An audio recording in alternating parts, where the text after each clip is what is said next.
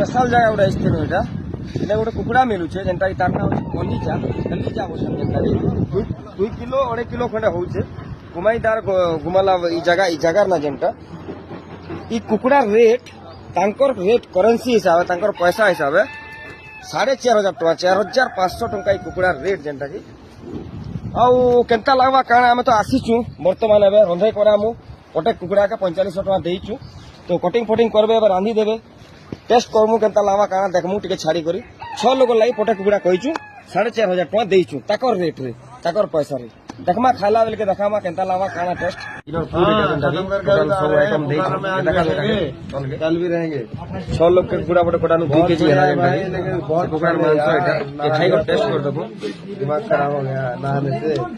108 जगह पे नहाने के लिए बनाया बोला देसी कुकुड़ा पड़ा का लागु छे तो बढ़िया एक नंबर जबरदस्त केबे आले ट्राई करो।